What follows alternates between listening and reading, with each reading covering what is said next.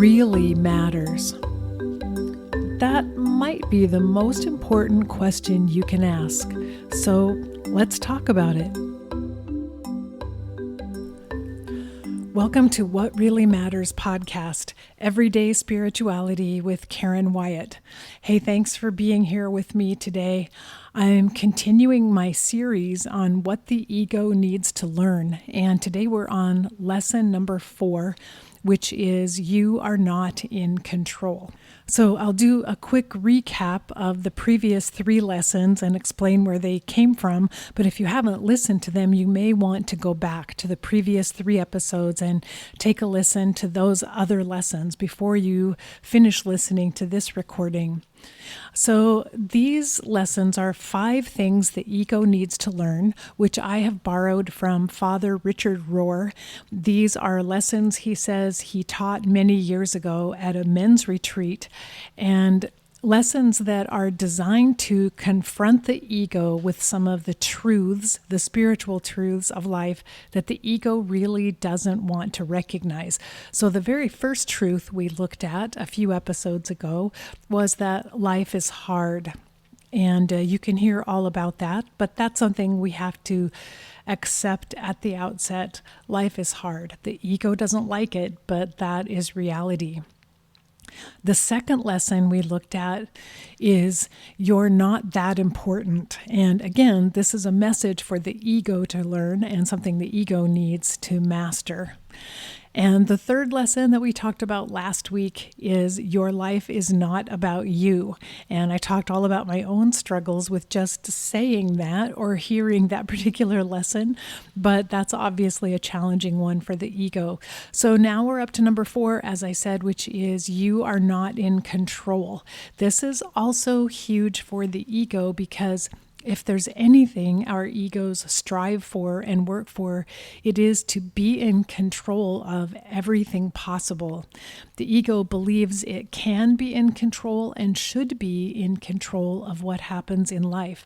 So the ego will spend a lot of time and energy trying to control situations around us, trying to control other people, trying to control our own behavior, and in hopes of orchestrating life to make life turn out the way the ego wants it to make life more advantageous for the ego, but for us in general, because the ego is all about our survival here in the world and feels that controlling everything is the very best way to survive, to make sure there's nothing threatening around us, to make sure nothing ever interferes with this path that we're on. But the problem is trying to control everything doesn't actually get us very far. It actually ends up leading us into a lot of frustration and disappointment. And so it's one of the hardest things the ego needs to learn, but it's an important key to humility because overall, we've talked about this before, the goal of spiritual practice and study is to help the ego surrender to higher guidance, the higher self and higher wisdom, to get the ego to stop trying to control things and to be an ally and a partner with the higher self, but to follow the guidance of the higher self. And oftentimes the ego and the higher self are at odds. We begin with a strong ego for most of us when we start out on our spiritual paths, and it takes a lot of work to open up to understand and examine our ego and all of its shadow elements. And then to, I guess you could call it, train the ego and teach the ego how to be in surrender to higher self. So this lesson, you are not in control for the ego, is really all about surrender, learning how to surrender. And that correlates with lesson number 6 of the 7 lessons from the dying that I talked about earlier several months ago in this podcast. If you think about it, we hear very mixed messages about the idea of surrender in our society because on the one hand, to surrender is seen as something very negative, to give up, to just stop trying, to not care anymore. And that behavior is looked down upon. We value people who stay in there for the long haul, who are persistent and persevere, who keep fighting. And there are lots of slogans in our society like never give up the fight, never stop trying. And there are a lot of stirring messages about that to keep us going. And even in the medical profession where I've been trained, there are so many messages about we will never give in to illness. We will never stop trying to kill a disease or cancer, and we will never stop trying to cure what is wrong with another person. We'll never stop trying. We will never surrender. So we definitely have a negative impression on the one hand of what it means to surrender. There's a negative definition around that word surrender. And as I said before, it's often considered giving up, not trying, being apathetic, not doing your best, not doing something you could do to possibly make things better. So that's the negative aspect of surrender. And yet, spiritually, particularly Eastern religions have taught us for centuries that surrender is the key to spiritual growth, being able to let go, and particularly being able to surrender the ego is essential in order for us to grow spiritually. But we're hearing these messages on the one hand from spiritual teachers, but the opposite message from motivational speakers, from politicians and leaders in our society, that we should never surrender. So it's important for us to wrap our heads around this, that we probably actually have mixed messages going on inside ourselves about the word surrender and the very idea of surrendering. So let's talk about it here as a way to find some clarity so that we, for ourselves, can figure out how to proceed. And maybe it turns out that surrender isn't the best word to use, particularly if it's an emotionally loaded word for you. If it triggers a lot of negative feelings, surrender might not be the right word to use. So think about that. Maybe you'd rather just call it letting go. And Thich Nhat Hanh writes that Buddhism teaches that joy and happiness arise from letting go. So definitely a higher spiritual principle for us to be aware of. But I wanted to read you a quote from Brian Eno, the musician, to consider here, because I think this will help us with these mixed messages about surrender. And Brian Eno has said, control and surrender have to be kept in balance. That's what surfers do. Take control of the situation, then be carried, then take control. He says, in the last few thousand years, we've become incredibly adept technically. We've treasured the controlling part of ourselves and neglected the surrendering part. So a really wise statement and a metaphor that I love to use when we talk about surrender, which is that of surfing, because it's a perfect example of the fact that in order to successfully stay on top of a surfboard, you have to surrender to the flow of the ocean waves. You cannot try to control the waves. You have to give up control. You have to focus on balance and staying on top of the board, but you have to allow yourself to be carried by the waves, fighting the waves, trying to make the waves go a different direction, or trying to project yourself against the waves in a different direction can also lead to you falling off the board and not being successful in surfing. However, you also can't be apathetic about surfing. You can't give up all control, because then you wouldn't even try to stand up on your board. Then you might not even paddle out into the ocean. Then you might sit and do nothing. Or even if you did stand up on the board, you might just immediately let yourself fall rather than working toward finding balance. And so I think it's important for us to remember that we have to find the balance, and that we actually do need both control and surrender. We need to be able to engage with the world.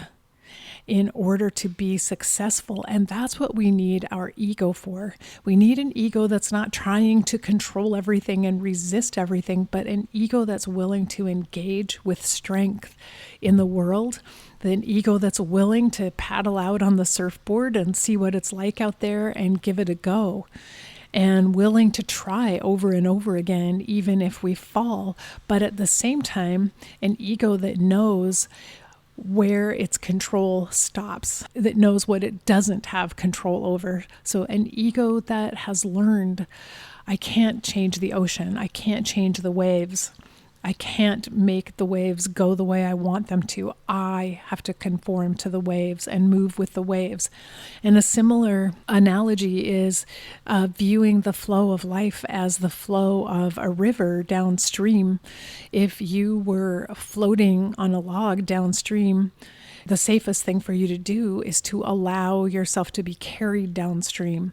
Trying to stop yourself and stop the flow is what can actually get you injured. If you reach out and try to hold on to a branch sticking out on the bank of the stream, that's when you might get injured and you'd be pummeled by the water as it flowed over you. So let's think about it. There is a certain flow to energy in the universe, to water, and to life itself. And it's a flow that we may not always understand or always be aware of. But that flow is essential for us to recognize and be willing to align with if we want to move forward in our lives, if we want to grow spiritually, if we want to evolve to become our best selves. The issue with entering into the flow and accepting the flow is that it is unknown to us. We often cannot see where it's headed or where it might be taking us. So it creates a lot of fear, and that's why the ego steps in and tries to take over, because the ego does not like uncertainty. The ego wants to create as much control and as much certainty as possible in life. So this is why we have a lot of work to do at trying to train our ego and reassure our ego in the first place that we're going to be okay if we go with the flow and allow our lives to move in an uncertain direction. That we don't really necessarily need the ego to step up to try to take control or to try to stop uncertain things from happening.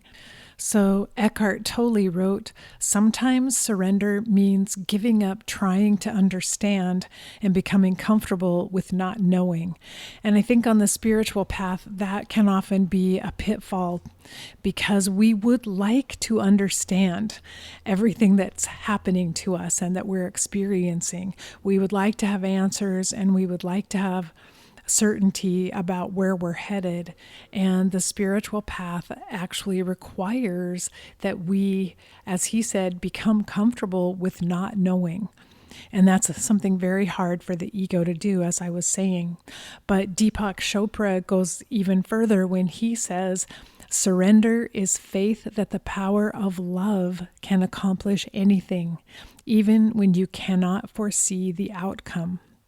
So here's what we're really doing in this process. As we're training the ego, we're helping the ego gradually become comfortable with more and more uncertainty, helping the ego recognize that this idea of control over life and the world and everything around me, that's actually an illusion. It's not even true. It's not even possible. And that the ego in many ways leads us into difficult situations by trying to take too much control. So this is some of the lesson that we're trying to teach the ego here. You're not in control. That control is an illusion, and it's actually okay that you're not in control. We're going to be all right. We don't have to have all the answers. The future doesn't have to be certain. We don't have to be able to predict it or foresee it or control it. It's okay if we proceed one step at a time and accept whatever comes our way and whatever happens next. And Deepak reminds us it's faith that there is this power of love in the universe, in this world, on this planet, in our own lives, that can actually accomplish the good and can help us move toward what is good, that can help create a more positive arc of life for us. And when we have that faith, we are able to rest in it a little bit and take some chances and step forward even when we don't know where we're going or why, and even have resilience and coping skills for the times when we take a step forward and it doesn't turn out the way we were hoping to. We can tolerate some disappointments because we still have faith that somehow love is here, love is in the midst of all of this, and what I thought might happen didn't happen, but I'm not going to give up. That's where the holding on happens a little bit, holding on to that faith and trusting. I can take the next step. I can proceed. I can relax a little bit and move forward and allow this flow to carry me wherever it wants to take me, because I believe that there's goodness in the universe. I believe that there's love. I believe that there's positivity. I believe that ultimately we're moving towards something more positive, and I accept that. I have faith in that, and I surrender to that. So that's the essence of what we're trying to learn here about this idea of surrender and helping the ego to gradually let go of control. As you start to work on this lesson, you will find that there are a million different ways that your ego steps in to try to control things around you, things that you might never have even thought about, but you may begin to recognize once you see them happening with your own eyes. And you might even find out your ego wants to control stoplights as you're driving down the road. Your ego thinks that it should be able to make the light turn green, and that you deserve for the light to be green instead of red. You deserve to not have to stop. So you might find your ego getting frustrated and disliking it when things just don't turn out the way the ego wants it to be. And the more you pay attention to it, the more you'll recognize these thoughts that come up, little frustrations, little irritations with life and the way things are going. And that's usually your ego just protesting because it doesn't have control and it can't make things happen the way it wants to. But every time you recognize it, it's a really important learning experience for your ego to be able to talk yourself through that. Like, it's okay. It didn't work the way I wanted it to this time, but that's okay. That's all right. We're moving forward. Something new is going to happen. Something different will happen now, and it's okay. We're going with it. We're going to go with the flow here and see what happens. And maybe even conjure up this idea of surfing, like, it's okay, we're going to stay in balance on top of the board. We're not threatened by a wave that shifted. We can keep our balance and stay on top of that and keep going. It'll be all right. And so you're actually training your ego to do the things that you need help with. You're training your ego to have resilience, to keep trying, to come back again, to be looking for ways to be in balance, and to be looking for ways to cope better with the disappointments that come in life. So here's another quote I love from Shunryu Suzuki Roshi, and it's a question: how much ego do you need? And his answer is just enough so that you don't step in front of a bus. Now, I love that because I think it's great to give the ego assignments, and those assignments can be, hey, I'm going through life here one step at a time. Keep watching out and just remind me when there are certain things I need to do to stay safe. Pay attention when the bus is coming down the road and make sure I notice it, make sure I see that.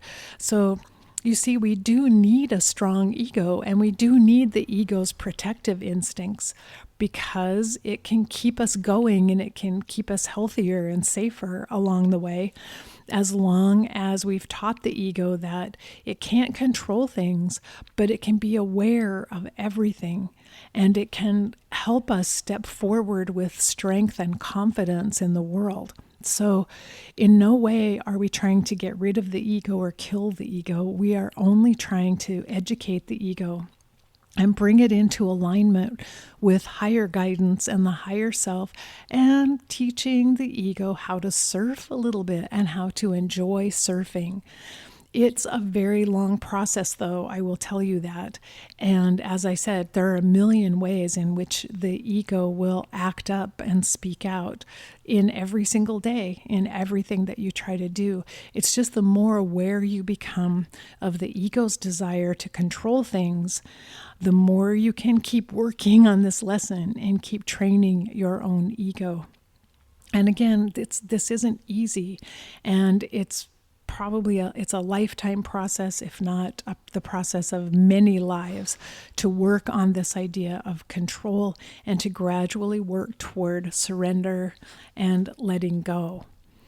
But the amazing thing is that you will find yourself relaxing and actually, as Thich Nhat Hanh said, finding peace and finding joy the more you are able to work toward letting go of some of that desire to control. So you'll be aware of it in your own conscious mind, of just because of the thoughts that you have, the thoughts that come up to you every day in the activities that you engage in, and just how much you're annoyed that you can't control things and you can't make things turn out the way you want it to. So it will be a constant process of learning how to surrender a little bit here. And maybe there are times when you actually need to engage more, or you need to hold on more, or show up more, or be more resilient, rather than letting go in the moment. And I'm saying that because one of the spiritual pitfalls that I have seen is that some people, in believing that they are surrendering, actually do become apathetic and stop trying a little bit and give up on things. And that's not what we want, as we talked about. That's going to the dark side, the opposite side of surrender in a way. And so what we're trying to find is that very tricky balance of just the right amount of engagement with the right amount of letting go. And one example that I've always cherished is from the book Grace and Grit, from Treya Wilbur, as she was facing her own death and going through cancer treatment from breast cancer. And she talked about developing passionate equanimity in her treatment. And so what she meant by that is, while she was working on her spiritual ability to simply let go and accept whatever happened, whether her treatment was successful or not, and that's the equanimity part of this duality here, is learning how to accept whatever comes, whatever happens, always being on an even keel and being in balance with it, and yet at the same time being passionate about life. So being willing to let life go if that's what the outcome is, and being passionate about living life fully in each and every moment. So what that meant for Treya is that she did get treatment for her cancer, and she was compliant with all kinds of treatments that were offered to her because they felt right to her to do. And so her passion for life led her to pursue various treatments along the way, whatever seemed like the right thing for her to do, and also to engage with life and love life in every moment, and to pursue love in her life. But at the same time, to have equanimity, knowing none of this may work out for me. None of this may end up curing my cancer. I may end up dying, and that's okay.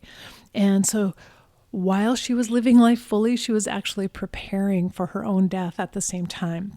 So that's the amazing part of this paradox of control and surrender, that we can be in such a place of balance that we can be like Treya, we can be passionately engaged in everything we're doing, every moment of life, giving it our all, participating fully in everything we're doing, and yet not attaching to the outcome of any of it. And not trying to control any of it, just giving our very best to everything we have in life, allowing it to flow. Whatever happens, whichever way it goes, is okay. I will accept any outcome that comes. And then also living with the uncertainty and the unknowing of what may happen next. Something I have found guidance in ever since I was in college is a verse by Rainer Maria Rilke, which I don't have in front of me right now, so I'll paraphrase it to the best of my ability. But this is from Letters to a Young Poet, where he writes, "Be patient toward all that is unsolved in your heart or in your life." And he advises us to be patient with all the many questions we have about life and where's it headed and how is this going to turn out. And he reminds us that we couldn't live the answers right now, even if we had them. The answers to the questions we have might be beyond us. It's not something we could even live with or even do anything with. And that's one of the reasons we don't have those answers right now. So his advice is to learn how to live the questions and live them fully. And that has always been so powerful for me. Even back in college, I remember finding so much comfort in this idea that I don't know how life will turn out. I don't know what I'll end up doing. I don't know where I'll end up going or who I will be one day. But I can just live with the questions, and I can learn to love the questions, and I can learn to love not knowing what's going to happen next. So that's the point we're at here as we talk about giving up control and learning how to surrender, is just learning how to love the fact that we don't know, that we don't have all the answers.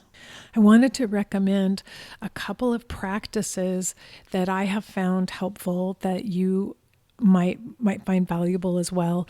One I call the bridge meditation, which is simply, I happen to be fortunate enough to live near water, and I think I might have talked about this last week too, actually, but so I find a bridge wherever I can over water. But it doesn't have to be water. It could be a bridge over traffic, I guess, a highway bridge or something. But anyway, I stand facing downstream initially. And as I watch the water or the traffic, let's say, flowing away from me, I imagine that I'm letting go and releasing everything that I've been holding on to, particularly things that don't really serve me. Beliefs or ideas or the thoughts in my head or habits or practices, things that are not really helping me or serving me right now. I focus on letting them go, and I watch them flow away from me with the stream of the water. I visually imagine dropping them into the water and letting them be carried away from me downstream.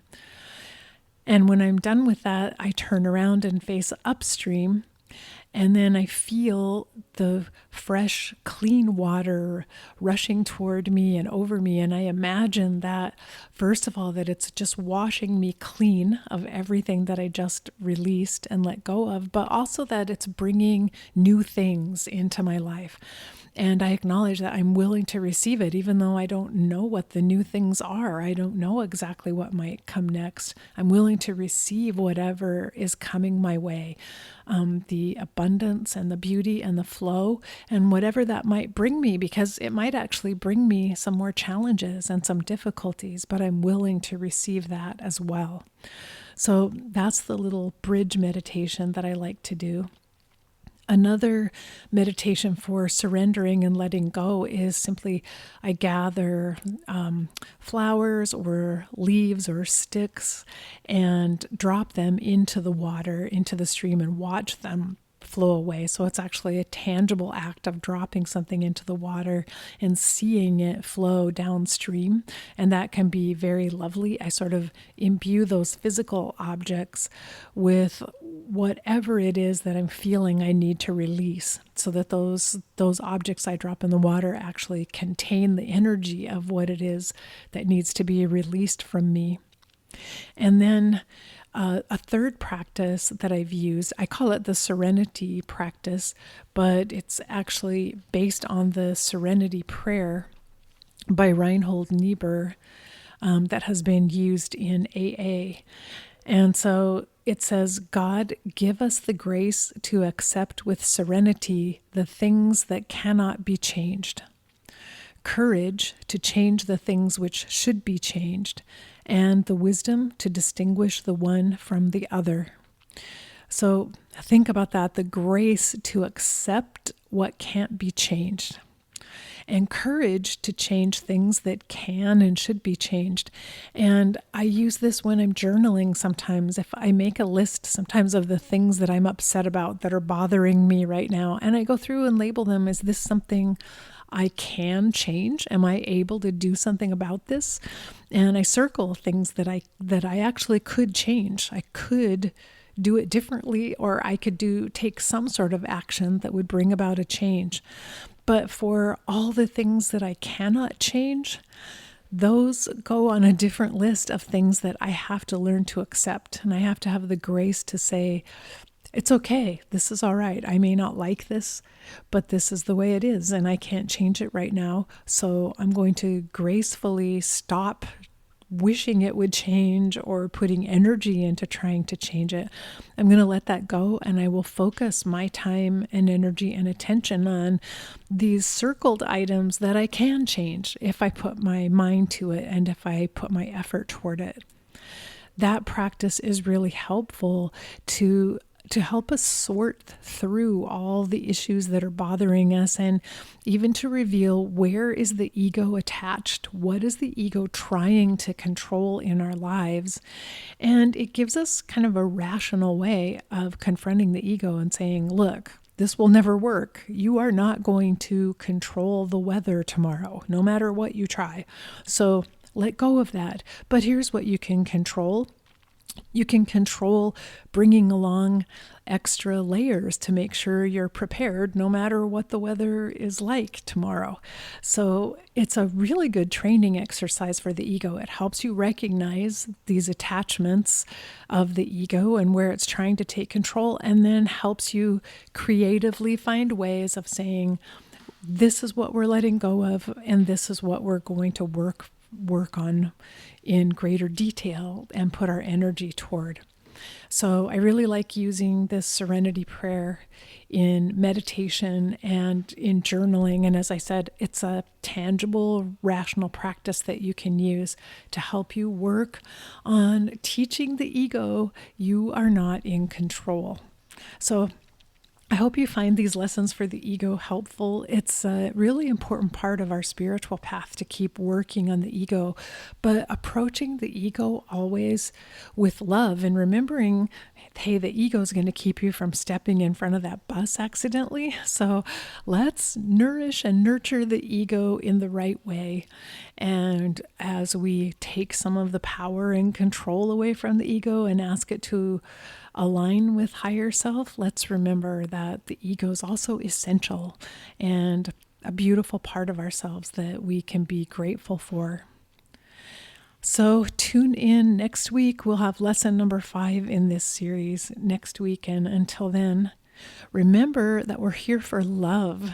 Love is really the most important thing. That's the thing that we can trust and have faith in our lives. So face your fear, be ready for whatever life brings you next, and love each and every moment of your precious life. Bye-bye.